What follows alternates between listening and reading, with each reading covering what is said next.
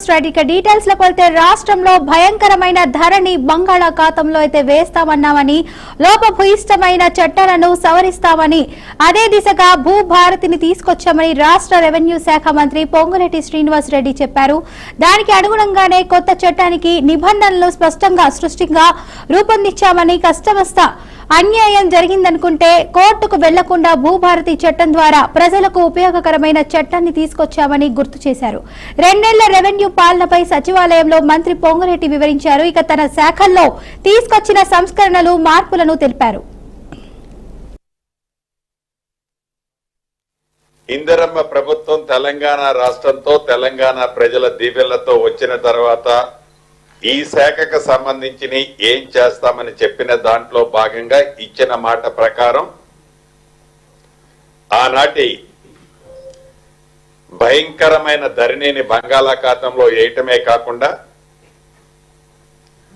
లోపభూయిష్టంగా ఉన్న ఆ ధరణిని రూపుమాపి ప్రజలు నచ్చే మెచ్చే భూభారతి చట్టాన్ని తేటమే కాకుండా తెచ్చిన చట్టానికి నియమ నిబంధనలు చాలా స్పష్టంగా ఏర్పాటు చేసుకొని ఎవరికైనా అన్యాయం జరిగిందన్నా ఇబ్బంది కలిగిందన్నా కష్టం వచ్చిందన్నా ప్రతి చిన్న విషయానికి కోర్టు మెట్లు తట్టకుండా ఉండే విధంగా ఈ వ్యవస్థలో ఈ భూభారతి చట్టం ద్వారా అనేక ప్రజలకి ఉపయోగకరమైన అంశాలు చేర్చి చట్టాన్ని తెచ్చి ఆ చట్టాన్ని ఇంప్లిమెంటేషన్ చేసే విధంలో కూడా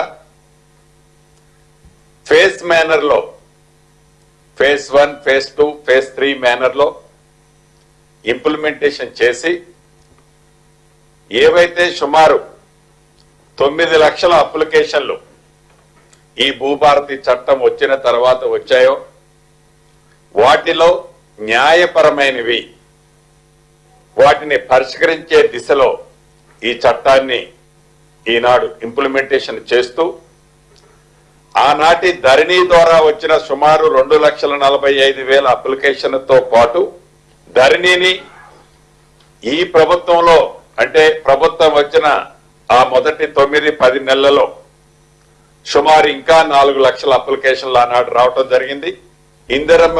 అనకాపల్లి జిల్లా దేవరపల్లి మండలంలో అడ్డగోలుగా మట్టి మాఫియా అయితే రెచ్చిపోతుంది. మట్టి మాఫియా రెచ్చిపోతున్న ఎంఆర్ఓ పట్టనట్టు వ్యవహరిస్తున్నారని స్థానికులు ఆరోపిస్తున్నారు.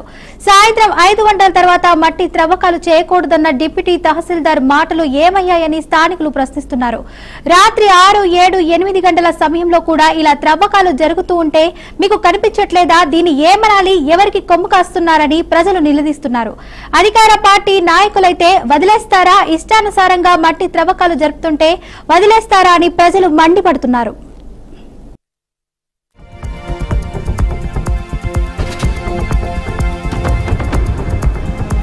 మంచిర్యాల జిల్లా బుయ్యారం గ్రామంలో పోలీసు ఎక్సైజ్ అధికారులు ఆకస్మిక దాడులైతే నిర్వహించారు. అటవీ ప్రాంతంలో గుడుంబా తీసేందుకు సిద్ధంగా ఉంచిన 3,500 లీటర్ల బెల్లం పానకం ధ్వంసం చేశారు. గుడుంబా వినియోగం వల్ల కలిగే దుష్ప్రభావాలపై గ్రామ ప్రజలకు సీఐ అవగాహన కల్పించారు. గ్రామంలో గుడుంబా అమ్మినా తయారు చేసిన కఠిన చర్యలు తప్పవని హెచ్చరించారు. యువత, మహిళలు ముందుకు వచ్చి గ్రామాల్లో పూర్తిగా గుడుంబా నిర్మూలన దిశగా సహకరించాలని విజ్ఞప్తి చేశారు.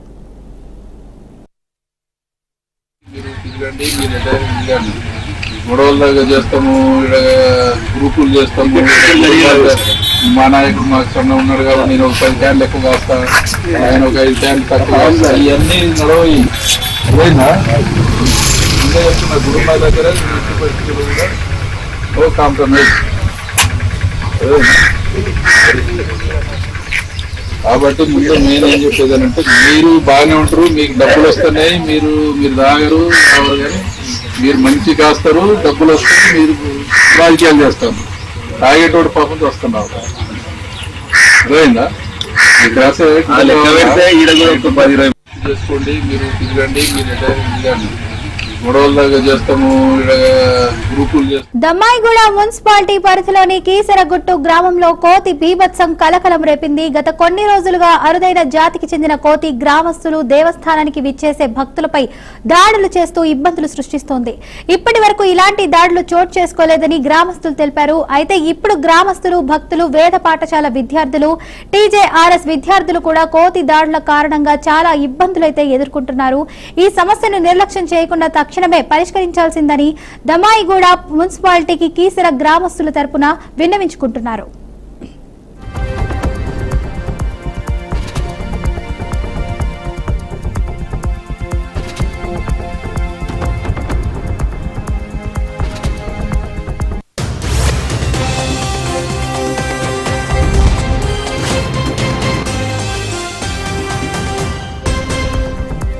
శ్రీ సత్యసాయి జిల్లా ఓబుల దేవర చెరువు మండలం కేంద్రం సుందరయ్య కాలనీ సమీపంలో ఘోర రోడ్డు ప్రమాదం చోటు చేసుకుంది. తెల్లవారుజామున ఎదురుగా వచ్చిన 2 లారీలైతే ఢీకొన్నాయి.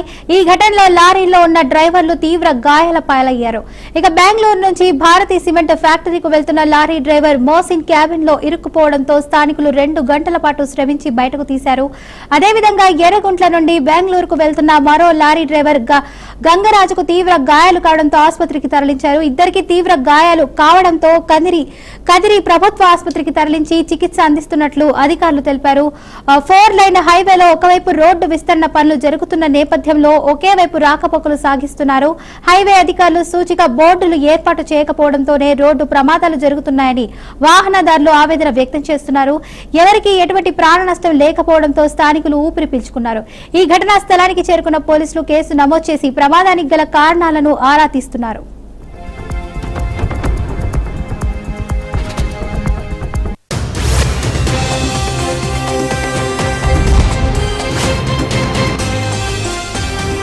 నంద్యాల నియోజకవర్గ మాజీ ఎమ్మెల్యే శిల్పా రవి అనుచరుడు ఎంపీటీసీ హరినాథ్ రెడ్డిపై దాడి జరిగింది. కొత్తపల్లె గ్రామంలో పాలంకు వెళ్తుండగా గుర్తు తెలియని దుండగులు ముసుగు వేసుకుని దాడి చేశారు. ఈ ఘర్షణలో హరినాథ్ రెడ్డికి తీవ్ర గాయాలు కావడంతో నంద్యాల ఆసుపత్రికి తరలించారు. ప్రస్తుతం ఆసుపత్రిలో చికిత్స. బాధితుడు తనకు ఎవరితో విభేదాలు లేవని తెలిపాడు.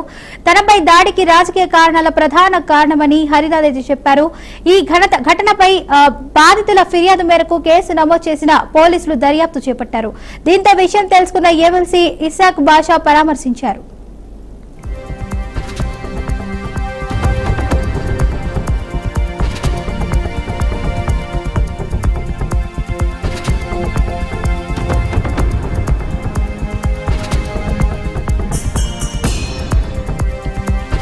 ములుగు జిల్లా కేంద్రంలోని ఇంచర్ల ఎర్రిగట్టమ్మ వద్ద అక్రమ మట్టి త్రవ్వకాలు జోరుగా జరుగుతోంది. ఇందిరమ్మ ఇండ్ల పేరుతో నెల రోజుల నుండి మట్టిని కొందరు అక్రమార్కులు అమ్ముకుంటున్నారు. గవర్నమెంట్ ఆదాయానికి గండి కొడుతూ కోట్లు సంపాదిస్తున్నారంటూ ఆరోపణలు వెల్లువెత్తాయి. దీంతో అక్రమ మట్టి త్రవ్వకాలపై రెవెన్యూ మైనింగ్ శాఖను బీఆర్కే న్యూస్ వివరాలు కోరగా పర్మిషన్ ఇవ్వలేదంటున్నారు. పర్మిషన్ లేకుండానే నెల రోజుల నుండి మట్టి త్రవ్వకాలు చేస్తున్నారు అక్రమార్కులు. జిల్లా అధికారులు పట్టించుకోకపోవడంతో అక్రమార్కులు రెచ్చిపోతున్నారని స్థానిక ప్రజలైతే ఆరోపిస్తున్నారు. అక్రమ మట్టి త్రవ్వకాలపై జిల్లా అధికారుల స్పందన ఏ విధంగా ఉంటుందో చూడాలని స్థానికులు కోరుతున్నారు.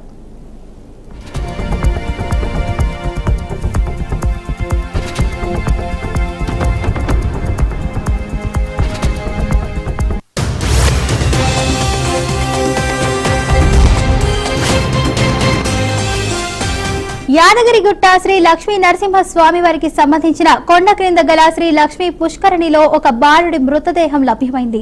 వెంటనే దేవస్థానం శానిటేషన్ సిబ్బంది ఆ బాలుడి దేహాన్ని బయటకు తీసి చూడగా అప్పటికే బాలుడు మృతి చెందినట్లు గుర్తించారు. వెంటనే స్థానిక పోలీస్ స్టేషన్ కు సమాచారం అందించారు. అయితే బాలుడి ఫోటో ఆధారంగా విచారణ చేపట్టిన పోలీసులు మియాపూర్ కు చెందిన బాలుడుగా గుర్తించారు. అయితే నీటి చల్లదనంతో ఫిట్స్ వచ్చి నీళ్లలో మునిగి మరణించి ఉండటం వల్ల నిర్ధారించారు. ఇలా అయితే బాలుడి మృతదేహాన్ని స్థానిక పోలీసులు సిబ్బంది పంచనామా చేసిన అనంతరం మృతదేహాన్ని పోస్టుమార్టం నిమిత్తం ఏరియా హాస్పిటల్ కి అయితే తరలించారు. అనంతరం పుష్కరిణిలోని నీటిని పూర్తిగా తొలగించి ఆలయ అర్చకులతో సంప్రోక్షణ చేసి తిరిగి పుష్కరిణిలోకి నీళ్లు నింపి భక్తుల సౌకర్యం కోసం అందుబాటులో తీసుకొచ్చారు. ఇక మృతి చెందిన బాలుడిని సంతోష్ అని గుర్తించారు.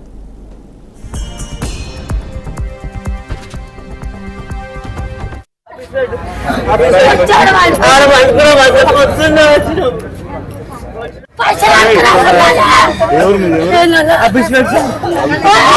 ఈ రోజు వచ్చినాము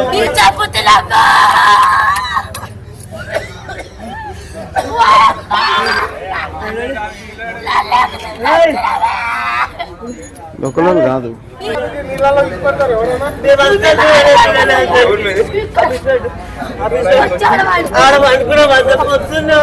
హైదరాబాద్ లో విషాద ఘటన చోటు చేసుకుంది. విధుల్లో ఉన్న ఎస్ఐ గుంటుపోటుతో కుప్పకూల్చడం తీవ్ర విషాదాన్ని అయితే నింపింది. ఇక మంగళవారం తెల్లవారుజామున ఎల్బీ నగర్ పోలీస్ స్టేషన్ లో ఎస్ఐ సంజయ్ సావంత్ మృతి చెందారు.